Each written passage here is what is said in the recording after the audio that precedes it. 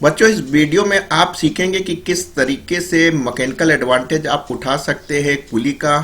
इसमें हमने एक सिंपल एटवुड पुली ली है जिसमें कि 10 केजी का मास लटका हुआ है और इसको होल्ड करने के लिए आपको कितना फोर्स लगाना पड़ेगा। तो बेटा जाहिर सी बात है 10 केजी का है तो अगर m इंटू जी हुआ, जी आप 10 ले लेते हैं तो आपके पास 100 न्यूटन का वेट हो जाएगा या फोर्स हो जाएगा।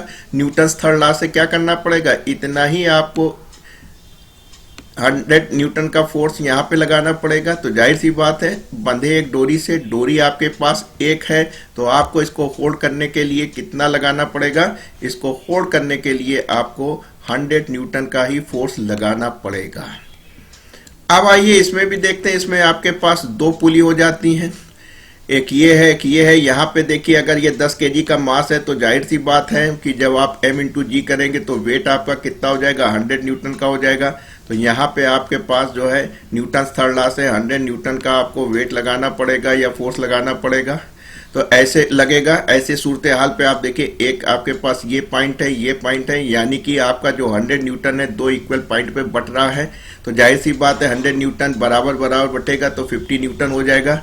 ऐसे सूरत हाल में आप देख रहे हैं क्या होगा, इस डोरी का जो है इक्वल एंड अपोजिट आपको यहाँ फोर्स लगाना पड़ेगा। और आपने देखा कि वही मास को होल्ड करने के लिए इस प्रकार के सिस्टम में दो पुली सिस्टम हो गए हैं तो आपको 50 न्यूटन का लगाना पड़ रहा है, जबकि आपके पास एक सिंपल पुली थी तो आपको 100 न्यूटन लगाना पड़ रहा था। यहाँ पे देखिए, यहाँ पे वही आपके पास 10 केजी का मास है जो कि आपका जी के साथ मल्टीप्लाई होके 100 न्यूटन हो जाता है। तो जाहिर सी बात है न्यूटन थर्ड लॉ से इक्वल एंड अपोजिट आपको यहाँ पे 100 न्यूटन की लगाना पड़ेगा। लेकिन देखिए ये 100 न्यूटन जो है बेटा आपका किस जगह बट रहा है, 3 इक्वल पार्ट्स में बट रहा है, 1 2 3।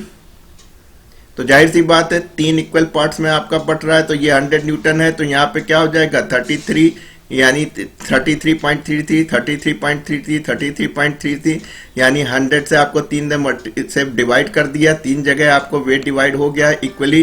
तो लगभग आप कह सकते हैं कि हमारा जो 33 न्यूटन या 33 न्यूटन्स है वो इस डोरी पे आ रहा है, पर डोरी आ रहा है तो इस डोरी पे आ रहा है। इस डोरी से ही आपने फोर्स को लगाना है, रुकना है। तो जाहिर सी बात है ऐसे सूरत हाल में यहाँ पे कितना लगेगा, 33 न्यूटन के आसपास आपको फोर्स लगाना पड़ेगा इस वेट को लोड करने के लिए।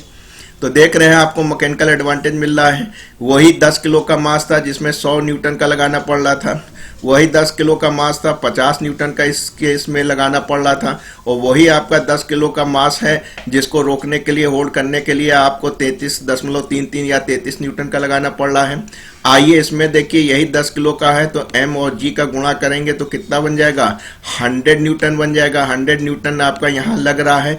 अब आप देखिए ये 100 न्यूटन कितनी डोरी में बट रहा है आपको दिखाई पड़ रहा है। देखिए अगर कॉमन पॉइंट देखें, एक पॉइंट ये, एक पॉइंट ये, एक पॉइंट ये, एक पॉइंट ये, यानी ये जो 100 न्यूटन है वो 4 पॉइंटों में बट रहा है। यानी कि इसको 4 से भाग कर दे, 100/4 इज इक्वल टू 25, यानी 25 न्यूटन का फोर्स इस प्रत्येक डोरी पे आ रहा है। देखिए यही वाली जो डोरी है आपकी किससे अटैच है, फोर्स से। इतना ही फोर्स लगाना है तो जाहिर सी बात है यहाँ पे आपको कितना लगाना पड़ेगा, 25 न्यूटन का लगाना पड़ेगा।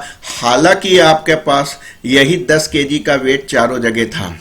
तो इसीलिए आप इंजीनियरिंग पढ़ते हैं और देखते हैं कि किस तरीके से आपको कम मेहनत करनी पड़े और आपका काम बन जाए। 10 किलो का मास होल्ड करने के लिए जहां आपको पहले केस में 100 न्यूटन लगाना पड़ रहा था, दूसरे केस में 50 न्यूटन और तीसरे केस में लगभग 33 न्यूटन और चौथे केस तक पहुंचते पहुंचते आप, जिसमें कि आप 4 पुली यूज कर रहे हैं, आपने 25 न्यूटन का लगाया। तो यही एक इंजीनियर्स का काम होता है, चीज़ों को समझता है, करता है। तो दोस्तों अगर वीडियो अच्छा लगे तो उसको शेयर और लाइक जरूर कीजिएगा और चैनल को सब्सक्राइब और बेल आइकन को प्रेस करना ना भूलिएगा। आज के लिए इतना काफी। जय हिंद।